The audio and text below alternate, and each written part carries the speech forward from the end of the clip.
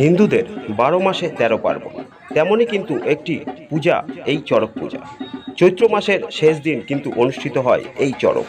আর এই চড়ক পূজার সবচেয়ে আকর্ষণীয় বিষয় হলো কিভাবে এই চড়ক গাছ পোতা হয়, সেটাই তোমাদের দেখাবো আজকের ভিডিওতে। চলো তাহলে দেখে নিই যে এই কাজটি কিন্তু সম্পূর্ণ করে সব সন্ন্যাসীগণ মিলে, অন্য কেউ কিন্তু এখানে হাত লাগাতে পারে না। তাই চলো দেখাই কিভাবে এই চড়ক গাছকে পোতা হয়। তো তোমরা দেখতেই পাচ্ছ যে চড়ক গাছ পোতার যে প্রস্তুতি সেটা কিন্তু শুরু হয়ে গেছে। আগেই গর্ত খোঁড়া হয়েছে, সেটা তো আমি দেখাইনি। আর এবার দেখো গাছটিকে কিভাবে পোতা হয়। অনেকটা বড় হয় কিন্তু এই চড়ক গাছ, সেটা তোমরা যারা চড়ক দেখেছো তারা অবশ্যই জানো। আর এই কাজটি সম্পন্ন করেন কিন্তু এই সন্ন্যাসীরা। এই সন্ন্যাসীরা সারা চৈত্র মাস ভরে কিন্তু প্রচুর কঠিন নিয়মকানুন পালন করেন, যে কারণে এই লাস্টের দিকটা তাদের পক্ষে খুবই কষ্টকর হয়ে ওঠে।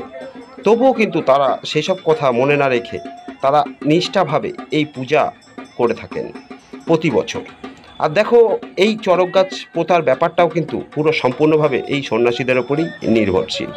দেখতেই পাচ্ছ তোমরা যে সন্ন্যাসীরা মিলেই কিন্তু এই চড়ক গাছটিকে পোতার কাজটা চালাচ্ছেন। আর শুধু এই চড়কে নয়, সব চড়কে কিন্তু এই কাজটি সন্ন্যাসীরাই করে থাকেন। এবং এই কাজটি কিন্তু অনেকটাই কঠিন কাজ, কারণ সারাদিন উপবাস কিংবা হয়তো সামান্য কিছু ফল টল খেয়ে এনারা এই কদিন কাটান। এবং এমন এমন দিন আছে যে দিনগুলিতে কিন্তু তাদেরকে উপবাসী থাকতে হয়। তারপরেও এই কাজগুলো কিন্তু সব নিজের হাতে সামলান এই সন্ন্যাসীরা। এই চড়ক গাছ পোতার পরেই অনুষ্ঠিত হবে এইখানকার চড়ক অনুষ্ঠান। তা দেখতেই পাচ্ছ সেই চড়ক গাছই কিন্তু এখন পোতা হচ্ছে। আর এই কাজটি সম্পূর্ণভাবেই সন্ন্যাসীদের ওপর নির্ভরশীল। আর গাছটি প্রচণ্ড ভারী এবং অনেকটাই লম্বা, যে কারণে তারা কিন্তু প্রচুর পরিশ্রম করে এই চড়ক গাছটিকে নিজের জায়গায় প্রতিস্থাপন করে। এটাকে অনেকটা আগে পুজো আশ্রা করে নিয়ে কিন্তু এই কাজটি শুরু করা হয়। এর আগে অনেক কিছুই তো দেখানো হয়েছে, যেমন ধরো খেজুর গাছের উপর সন্ন্যাসীদের নাচ, খেজুর কাটা ভাঙা। তারা এইগুলো কিন্তু করে থাকেন সম্পূর্ণ খালি গায়ে।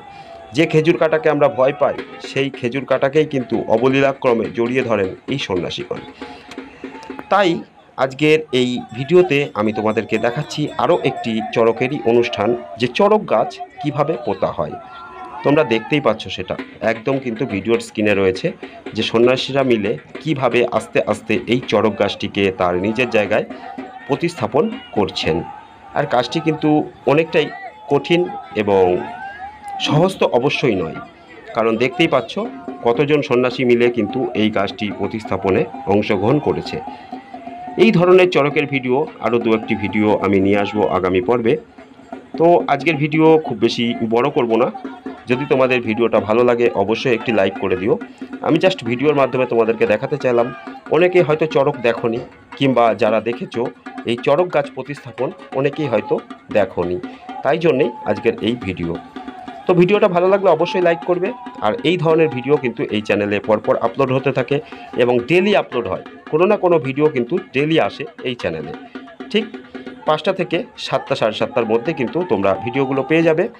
তাই যদি এই ধরনের ভিডিও তোমাদের পছন্দ হয়, বিভিন্ন অজানা বিষয়গুলোকে আমাদের হিন্দু ধর্মের, তাহলে অবশ্যই কিন্তু চ্যানেলটিকে সাবস্ক্রাইব করো।